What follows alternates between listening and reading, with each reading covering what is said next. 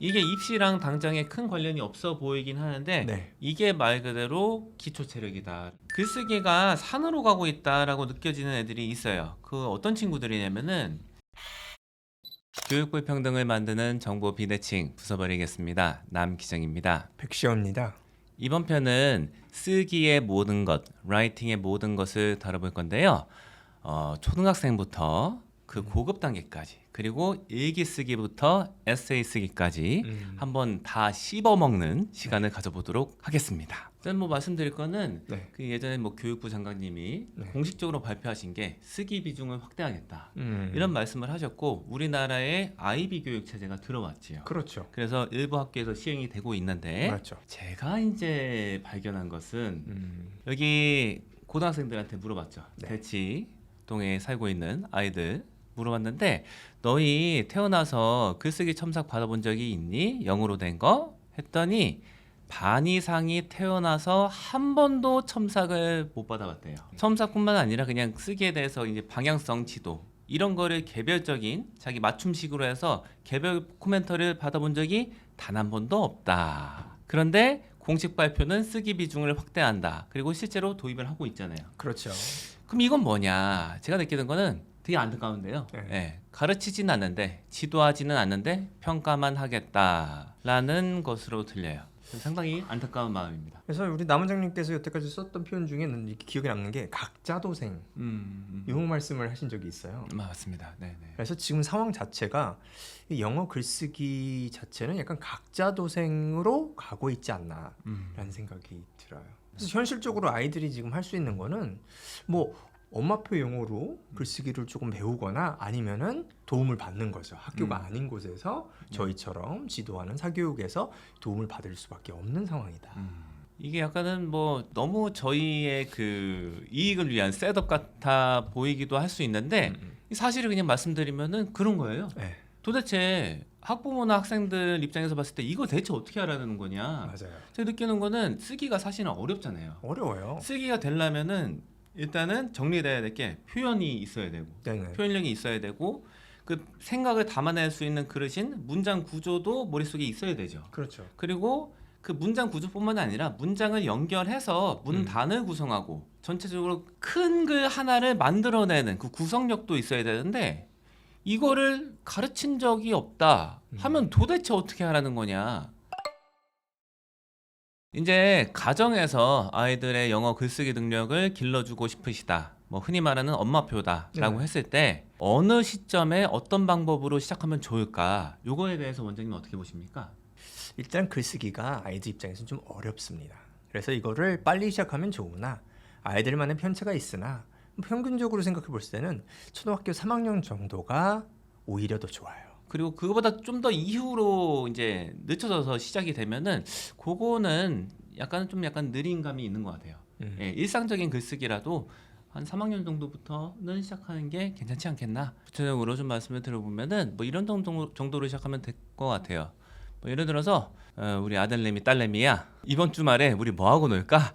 한번 써보자 하는 거. 예. 그렇죠. 그게 쓰기다. 스타필드에 가서 공룡 장난감을 살 거야. 그러고 나서 저기 네가 좋아하는 평양냉면을 근처 음식점에서 먹을 거야. 뭐 이런 식으로라도 써봐 하면은 그게 뭐 이제 문장으로 논리적인 글은 아니지만 네. 우리 일상을 표현하는 거잖아요. 네. 그 정도로 해보면 어떨까? 예. 이거 좋은데요? 우리 진짜 책을 좋아해서 영어로 된 책을 빠르고 정확하게 읽는 아이들이 상당수 경우가 작가가 꿈이었어요. 놀랄 정도로 많아요. 네. 이 책에 몰입해서 말 그대로 책 읽기 영어 습득 방식을 온전하게 잘 소화하는 친구들이 상당수가 작가가 꿈이었더라고요. 어렸을 때. 맞아요, 이 맞아요. 커가면서 약간 바뀌어요. 바뀌어지긴 많이 바뀌어요. 하는데 엄청 많더라고요. 비율이. 그래서 저는 이게 어느 정도 좀 자연스러운 거다 이렇게 보거든요. 인풋이 많아지면은 많이 읽으면은 네. 이거 표현하고자 하는 욕구가 좀 생긴다. 네. 왜냐면 이게 너무 재밌으니까 이 작가는 어떻게 이렇게 엄청난 감성이랑 이 내용을 표현했을까? 나도 한번 해보고 싶다 해서 자기 이야기 같은 거 좀 만들어보고 네. 막 허무맹랑한 얘기 같은 것도 막 하거든요, 애들이. 음. 그런 게 좀 신호라고 봐요. 음. 그래서 없는 얘기 막 지어내는 거 이런 거를 영어로 좀 표현하려고 할 때 그때 그러면은 그거 한번 써볼까? 그래, 그 이야기 네가 만드는 이야기에서 나오는 내용이 뭐야? 이런 식으로 뭐 물꼬를 틔워주면 좋다고 봐요. 예를 들어서 뭐 매직 트리하우스를 읽는데 뭐 굉장히 다양한 어드벤처가 있잖아요. 뭐 이번에는 얘네가 안 가본 데예요. 뭐 하수구 구멍에 들어가면 얘는 어떤 일이 벌어질까? 이거 허무맹랑한 생각도 해보고 평소에 아이들이 좋아하는 주제가 있잖아요. 네. 야, 얘네가 만약에 좋아하는 게 만약에 저기 곤충이다. 곤충 세상, 개미집에 들어가면은 어떤 일이 벌어질까? 이걸로 한번 상상해 볼까 하면은 개미집에 들어가면은 뭐 음식을 물어다가 1번 방에 놓고 2번 방에는 노는 데야. 뭐 이렇게 얘기 같은 거 할 수 있어요.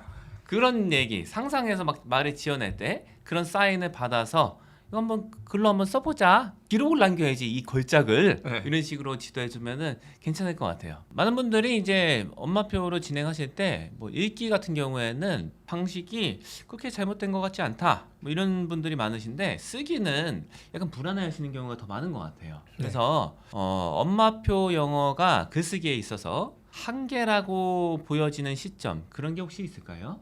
이야기 형태의 글은 어느 정도 괜찮아요. 이야기를 가진 글을 아이가 쓴다. 그럼 이야기를 쭉 쫓아가면은 가능할 수 있잖아요. 그런데 아이가 뭐 조리 있게 자기의 생각을 표현하는 글을 써야 되고 그거에 대한 이제 지도를 받고 싶다 하면 여기서부터 좀 힘들어진다고 저는 봐요.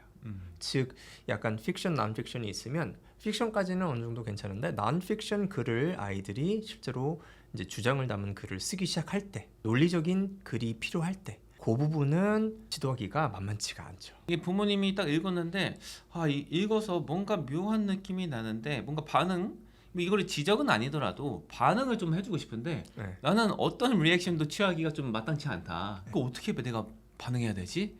아이는 이제 날 쳐다보고 있어요. 빨리 나한테 반응을 해줘 하는데 읽었는데 뭐라고 반응할지 모르겠어. 이런 느낌이 나면은 그때는 사실은 이제 외부의 도움을 받아도 되겠다. 그러면은 도움을 받아야 되는데 어디서 도움을 받냐? 현실적으로 봤을 때 만약에 이 학군지 지역이 아니다 네. 하면은 주변에 뭐 사교육 업체, 뭐 학원 이런 데에서도 그런 지도를 받을 수 있는 데는 많지 않은 걸로 알고 있어요. 네. 그래서 그나마 좀 생각해 볼 수 있는 거는 화상 영어 같은 거를 하는데 쓰기를 좀 봐달라 이렇게 할 수 있을 것 같아요. 근데 요거의 주의할 점은 뭐냐면은 누구를 만나냐가 중요해요. 임자를 잘 만나야 돼요. 저는 이제 솔직히 말씀드리면은 좀 어려워요. 이 부분이 한 3가지 정도가 갖춰져야 되는데 선생님께서 이제 논리력이 있어야 돼요. 그래서 그 논리력이 이제 아이들의 글을 읽고 그 글이 논리적인 방향으로 갈 수 있도록 지도를 하려면 선생님이 논리력이 있으셔야 돼요. 이게 좀 어려운 부분일 수 있고요. 두 번째로는 경험이 있으셔야 돼요. 왜 경험이 필요하냐면 아이들이 글을 쓰고 반응하는데 상당히 어렵기 때문에 힘들어합니다. 그거를 너무나 정확히만 지도하려고 하고 도움을 빨리 주려고 하면 잘 안 돼요. 즉 아이의 일정 부분 눈치를 보고 아이가 할 수 있을 만큼 주고 이끌어줘야 돼요. 근데 요거를 경험이 없으면 잘 모르세요. 어떻게 보면 너무 쉽게 갈 수도 있고 너무 어렵게 가요. 이 중간을 갖추기가 어렵습니다. 그리고 아이들마다 전부 다 틀리기 때문에 이 아이를 보고 판단해서 지도를 해야 되기 때문에 어려워요. 세 번째는 뭐냐? 근면하셔야 돼요. 왜냐? 아이들이 글을 열심히 읽어봐야 되는데 이 시간이 많이 걸립니다. 그렇다 보니까 지도하는 숫자가 조금만 늘어나면 글을 열심히 안 읽는 경우가 있어요. 그렇게 되면은 교육이 질이 확 떨어지고 아이들 입장에서는 시간이 낭비가 되게 됩니다. 열심히 글을 썼는데 안 읽어요. 그러면은 아이들은 금방 알아채고 열심히 안 씁니다. 그래서 이런 점 때문에 선생님들 고르기가 좀 쉽지는 않죠. 이게 뭐 대부분 학원 체제, 어학원 체제에서는 글쓰기 지도를 하죠. 명목상은 있는데 이 점이 힘들어요. 구현이 잘 안 된다. 네. 왜냐면은 읽어야 될 양이 많기 때문에 하나하나 세심하게 보기 힘들고 읽었다 할지라도 그거에 합당한 피드백을 주기가 어렵다. 선생님을 고를 때 이분이 막 뭐 예를 들면 학교를 막 예를 들면 좋은데 나왔고 막 이런 걸 따진다기보다도 그냥 쉽게 얘기하면 아이랑 좀 친하게 대화도 많이 하고 이렇게 지내는 선생님이 더 좋을 수 있다. 그게 초등학교 때는 더 낫다고 봐요, 저는. 그렇죠. 기술적인 거는 사실은 뭐 학년이 많이 차야 돼요. 제 느낌상으로는 한 중2, 중3 이상은 돼야지 기술적인 거에 대해서 이게 논리적으로 짚어줬을 때 그게 습득이 좀 되지. 그 전에는 이걸 짚어준다고 해서 습득이 될까? 아예 안 되진 않는데 제한적이라 보거든요. 그 전 단계는 이 글에 대한 이제 관심과 사랑을 약간 키워가는 단계라고 보기 때문에 그 마음을 길러주는 게 더 우선시가 된다. 그리고 글쓰기의 특징은 뭐 많은 작가분들이 그러실 건데 자기가 실은 하는 게 커요. 누가 알려줘서 이 스타일대로 써, 이게 좋은 거야, 이게 더 논리적인 거야 해서 참고는 하는데 이거를 받아들일지 안 받아들일지는 사실은 쓰는 사람이 정하는 거거든요. 그렇죠. 그래서 이 마음이 없으면은 안 받아들여요. 음. 그래서 마음을 키워주는 게 저는 먼저라고 생각합니다. 그래서 관심 갖고 읽어보고 그거에 대해서 이야기 같은 거 나눌 정도 하실 수 있는 선생님이면은 괜찮다. 근데 그게 어떻게 보면 좀 쉬워 보일 수도 있는데 많지는 않아요. 제가 경험상 봤을 때는 그런 분이 많지가 않아요. 만약에 사교육을 안 보내겠다, 엄마표로 해보겠다, 교재를 써서 해보겠다라고 하면 어떨지에 대해서 얘기해 주시면 됩니다. 교재로 배우는 거는 대체로 어떤 걸 가르치냐면은 우리가 글 쓸 때 자주 쓰는 표현, 특정 주제에서 자주 활용되는 표현. 예를 들어서 뭐 집 청소하기 할 때 뭐 먼지 털기가 뭐냐 영어로, 진공 청소기가 뭐냐 이런 식으로 주제 같은 거에 적합한 단어들 알려주고 그리고 자주 쓰는 문장 구조 같은 걸 알려주는 거예요. 그 패턴 쓰기거나 아니면 주제에 관련된 표현 익히기 이런 게 주를 이루고 있어요. 근데 이것도 의미가 없지 않아요. 이런 걸 하면 도움이 돼요. 그런데 글쓰기는 사실은 그것만 갖고 하는 게 아니라 그거 이외의 것이 더 크다. 이렇게 말씀을 드려요. 이런 거는 약간은 거쳐가는 과정 중에 하나다. 우리가 이용하는 거지 우리가 추구하는 본질은 아니다. 예, 그래서 교재는 나는 영어 글쓰기 기반이 거의 없어. 그런데 뭐 쓰고는 싶어. 하지만 막막해. 이럴 때에 처음에 입문하는 정도로 활용하시면 좋을 것 같고요. 그 입문 단계가 지났으면은 그 다음부터는 많이 글 읽고 많이 써보고 하는 거가 더 중요하다. 결국에는 이제 직접 쓰지 않고는 방법이 없어요. 이거 공식화하려는 시도가 굉장히 많았는데 부분적으로는 뭐 도움이 되긴 하지만 이 공식화를 통해서 글을 잘 쓰게 됐다. 이런 사람을 본 적은 없어요. 그래서 접근법을 이 정도로 가져가시면 좋을 것 같습니다. 그 중간 단계가 저는 있다고 봐요. 뭐냐면은 아이가 인풋이 많아가지고 책을 좋아해요. 그래서 특정 책을 좋아해서 여러 번, 2번 이상 읽는 책이 있다고 하면 그 책은 친하잖아요. 거기서 네가 좋아하는 문장을 공책에 따로 몇 개 써봐. 이러면은 거부감이 별로 없어요. 그리고 좋아하기도 합니다. 내가 좋아하는 책이기 때문에 거기서 자기가 진짜 좋아하는 문장들이 있어요. 그럼 그거를 한번 써봐. 그냥 따라 써보는 거죠. 근데 그런 걸 하면서 손으로 쏟아보다 보니까 나중에 이 글을 쓸 때 비슷한 문장이 나오는 경우가 많아요. 그런데 전제는 인풋이 좀 돼서 좋아하는 책 시리즈라든가 좋아하는 책이 있을 때 할 수 있죠. 저희가 원래 계획한 건 아니지만 네. 이렇게 말씀드리면은 글쓰기가 산으로 가고 있다라고 느껴지는 애들이 있어요. 그 어떤 친구들이냐면은 오문단 그 구성하는 이 패턴을 주입받은 거예요. 그래서 어떤 주제로 글을 쓰든지 다 오문단 쓰기예요. 서론, 그다음에 본문 3개, 결론. 그 시작하는 문구도 정해져 있어요. Today I'm going to talk about 이렇게 시작하고 first, second, third 하고 in conclusion 다 이건데 그게 이런 식으로 쓰는 게 적합한 주제들도 사실은 많죠. 근데 아닌 것들도 많단 말이에요. 그 본래 목적이랑 상관없이 무조건 이 틀을 써서 글을 쓰는 거예요. 예를 들어서 뭐냐면은 너 좋아하는 음식이 뭐냐 이렇게 물어봤는데 이 형식으로 글을 쓰는 거예요. 이거 논리적인 글이 아닌데 뭐 어떤 음식 좋아하냐고 물어봤는데 왜 이렇게 쓰는 거야? 그래서 3가지 좋아하는 걸 쓸 수밖에 없어요. 왜? First, second, third가 있기 때문에 3가지가 꼭 나와요. 예. 그리고 뭐 저기 상투어구 이거가 반 이상이에요 글이. 네. 그래서 이 학생들이 쓴 글은 한쪽이 꽉꽉 채워져 있다. 그냥 다 있는데 뭐 몇 초 안 걸려요. 왜냐면은 다 상투어구예요. 다 상투어구. 이런 식으로 가면은 좋지가 않다. 예를 들면 상투어구 뭘 쓰는 게 상투어구예요? 뭐 예를 들어 김치에 대해서 좋은 기억에 대해서 한번 써봐라. 경험에 대해서 써봐라 했는데 그 글을 이렇게 쓰는 거예요. 나는 오늘 김치에 대해서 좋은 기억을 써보려고 한다. 그리고 내가 이것에 대해서 글을 쓰는 이유는 선생님이 나한테 글을 써라고 했기 때문이다. 그 내가 이렇게 생각하는 데에는 3가지 이유가 있다. 뭐 이런 식으로 쓰는 거예요. 그러니까 음식에 대해서 좋은 기억을 그냥 쓰라 했잖아요. 네. 그런데 이렇게 쓰는 거죠. 좀 약간 호무맹랑한 예시를 들어드리긴 했는데 이런 느낌이 나는 글을 쓴다는 거죠. 홍맹랑하지 않습니다. 실질과 많이 비슷해요. 네, 이거보다 더해요. 사실은 더합니다. 지금 많이 좀 간추려가지고 하신 거예요. 그래서 경험 같으면 그냥 경험 쓰면 되는데 한 3년 전에 어쩌고저쩌고 해가지고 그날 진짜 김치 먹었다가 배탈이 나가지고 죽는 줄 알았어요. 이런 식으로 그냥 쓰면 되거든요. 근데 그렇게 안 쓴 거죠. 그래서 말씀하신 대로 공교육에서의 방향은 이제 네. 글쓰기의 비중을 늘린다. 그렇기 때문에 글쓰기를 통한 평가도 지금 늘어나고 있어요. 그럼 학생들은 어떻게 준비하면 될까요? 일단은 저는 생각하는 게 자기 생각을 표현하는 글쓰기를 많이 하는 게 좋을 것 같다.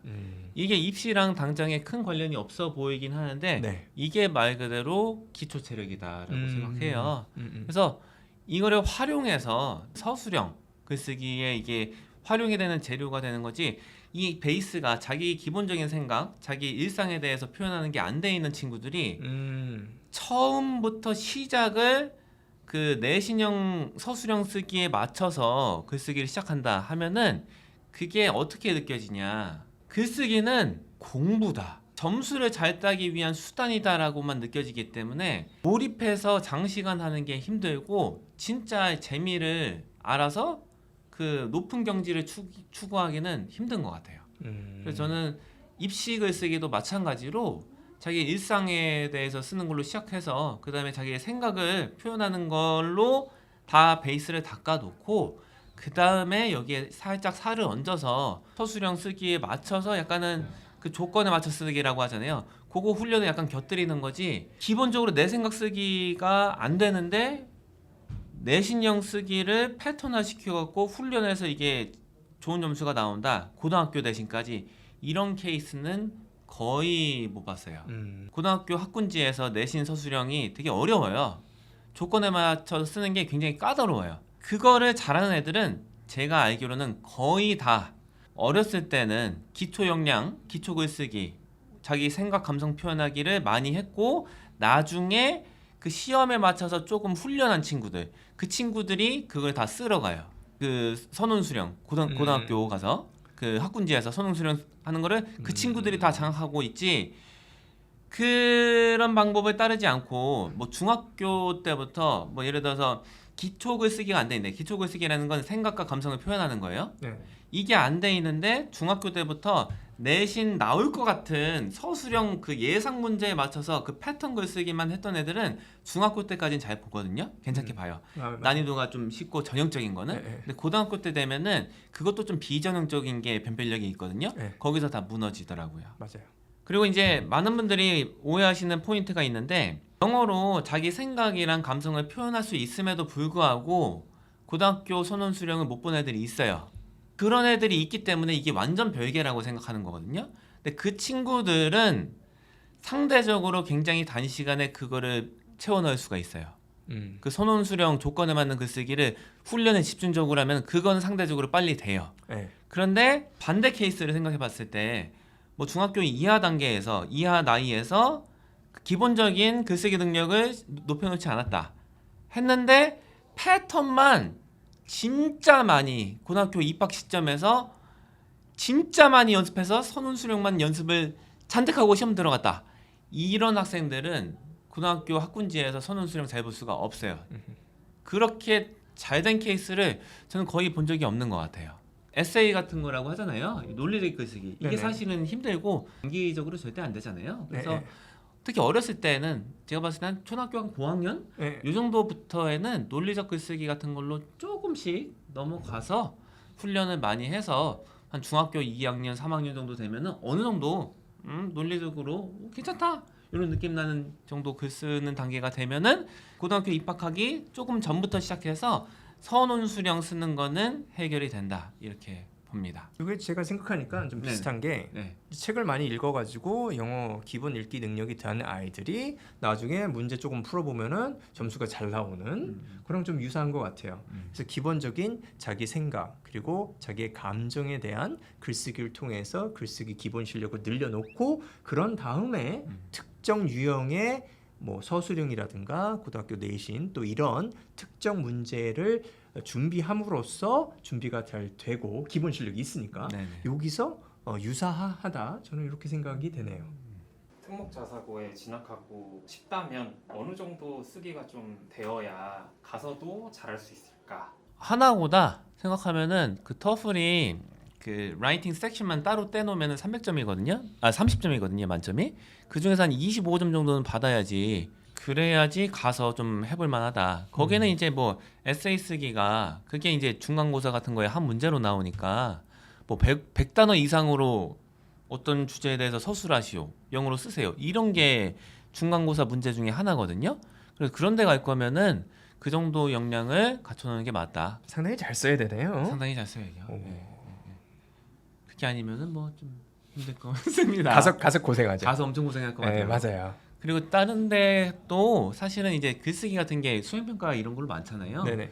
그래서 뭐 되려 그 내신 형태의 그 조건에 맞는 그 서술형 쓰기는 상대적으로 단시간에 낼 수 있는데 그 줄글 쓰는 거 있잖아요. 네. 그거는 좀 힘들 것 같아요. 그래서 만약에 특목고나 자사고, 전사고 이런 데 생각하고 있다면은 줄글 많이 써보는 경험하는 게 맞다.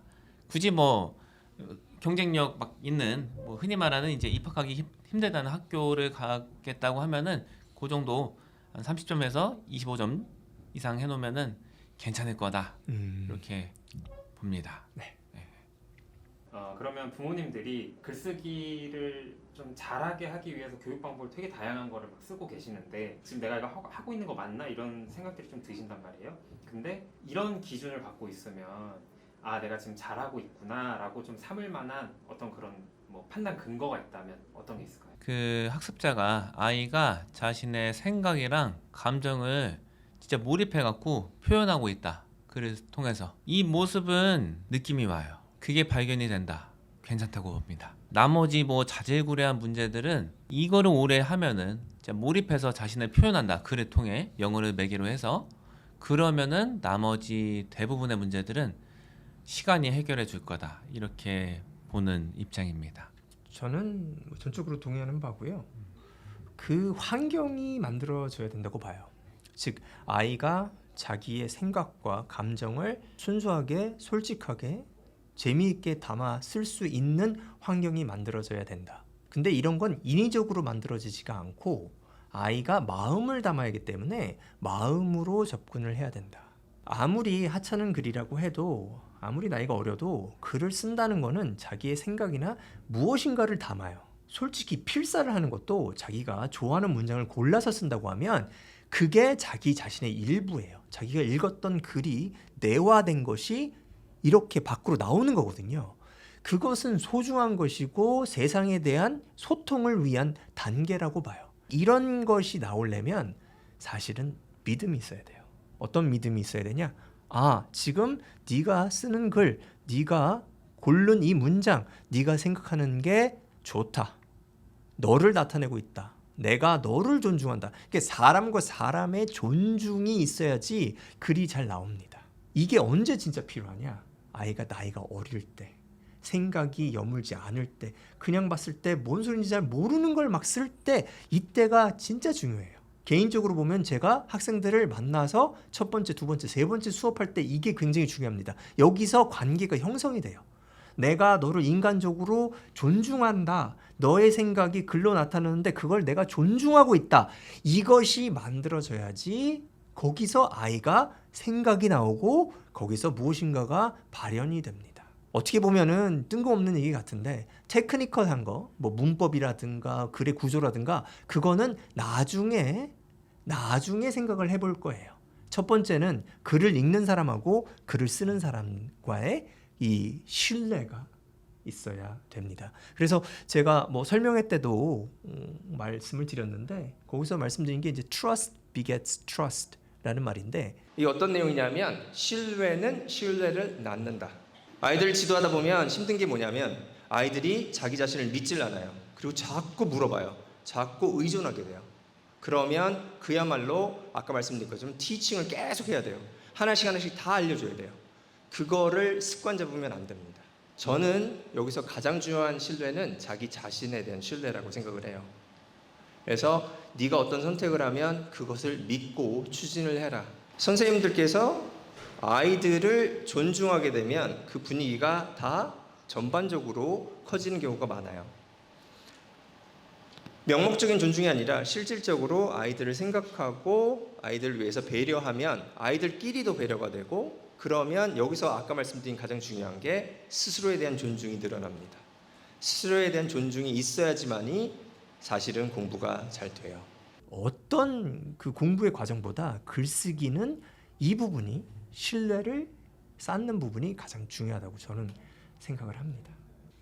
많은 분들이 영어로 글쓰기 할 때 약간은 어떻게 해야 될지 모르겠다 하시는 포인트가 있어요. 그게 뭐냐면은 스펠링이에요. 스펠링 왜 이렇게 많이 틀리지 우리 애가? 이거에 대해서 어떻게 접근하면 좋을까요?